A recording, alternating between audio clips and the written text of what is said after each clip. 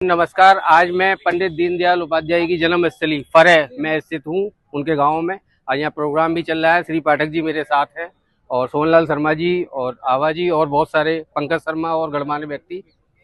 Sir, हम लोग विगत 3 साल से करीब ओवर 200 इंटरव्यू हम ले चुके हैं। हरित क्रांति के लिए हम काम कर रहे हैं, पौधों के लिए।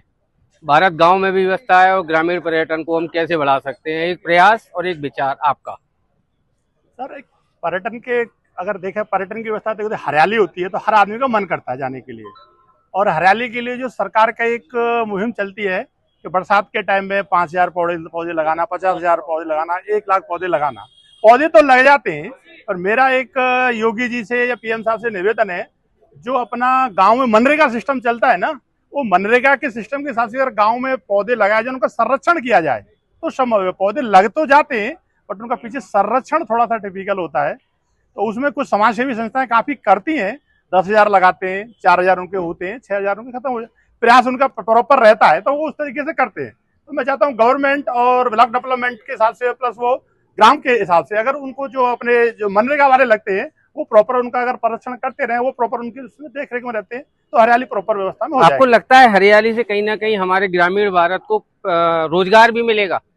सर, एक रोजगार भी मिलेगा। एक रोजगार के साथ साथ एक चीज देखें कि जीवन का बहुत बड़ा वो होता है।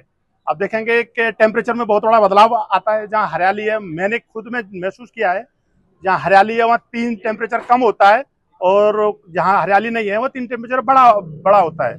स्वाभाविक सी बात है। आप बीमारियों का जितने भी आप देखेंगे, हरियाली है तो पॉल्यूशन नहीं होगा। पॉल्यूशन के लिए हरियाली बहुत आवश्यक है। तो अगर जीवन के जीने की व्यवस्था आती है तो हरियाली का बहुत बड़ा वो रहता है। आज बड़ा हर्षोल्लास का दिन है यहाँ पे, और उत्तराखंड सरकार के मंत्री श्री सतपाल महाराज जी भी अभी आगमन हुआ और उन्होंने प्रसादी ग्रहण करी।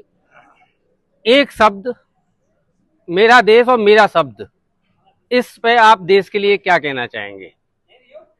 समाज में देखा जाए तो एक हिंदुत्व के लिए मेरा देश मेरा देश, मेरे शब्द मेरा देश, मेरे शब्द मेरा देश। यस। तो अगर हिंदुत्व के उस पर जाएं, जैसे अभी प्रसादम पे आपने बोला था, तो प्रसादी एक बहुत बड़ी चल रही है। आप केवल प्रसादी के नाम पे केवल फल लेके जाएंगे तो ये सारे धंधे सारे बंद हो जाएंगे। मेरा एक निवेदन है ये। मुझे ऐसा लगता है कि मंत्री हो, प्रधानमंत्री हो या और अधिकारी हो, हिंदू धर्म में कहीं ना कहीं एक परंपरा है कि जमीन पे बैठ के खाना खाते हैं, और वो जो प्रसाद बंटता है उसके बारे में आप उसकी लोगों के बारे में क्या, उस प्रसाद को खाने के बाद लोगों की क्या मानसिक स्थिति बदलती है, लोग कितना ज्यादा देश के लिए सोचते हैं, समाज के लिए सोचते हैं, इसके बारे में क्या कहेंगे? प्रसाद बैठ के खाने की एक अपनी प्राचीन परंपरा है। उसके खाने से शरीर के पाचन क्रिया का भी सिस्टम होता है। नहीं कि खाली एक हरेक को एक अपने आध्यात्मिक जीवन के साथ साथ एक अपने जीवन जीने की शैली से भी जोड़ा गया है। अब प्रसाद आप बैठ के खाएंगे तो पाचन तंत्र जहाँ भी है वो कहीं ना कहीं ये सारे गठन जनती वो दबती है, तो उसके पाचन क्रिया बढ़ती है। अब अगर टेबल पे बैठे खाएं, उसको अगर आप खड़े होके खाते हैं तो आपने देखा होगा जो पैन दर्द होता है, घुटने में दर्द होता है, वो खड़े होके खाने की समस्या है सारी। पाठक जी, अंतिम क्वेश्चन है। इतने सारे लोग यहाँ पर आए आपके घर में, जो आपका जो भी बना हुआ है इसमें आए और उन्होंने प्रसाद ग्रहण किया, आप क्या सोचते हैं? ये बड़े सौभाग्य, क्या माहौल है? ये बड़ी सौभाग्य की बात होती है कि एक अगर प्रसाद पाने के लिए नहीं होता है, ये बड़े बड़े भाग से महापुरुषों का आगमन होता है। आप सब लोगों का आगमन हुआ, इसके लिए मैं बहुत बहुत कृतज्ञ, बहुत बहुत आभारी हूँ आपका। पाठक जी, आपने समय दिया, धन्यवाद। Thank you.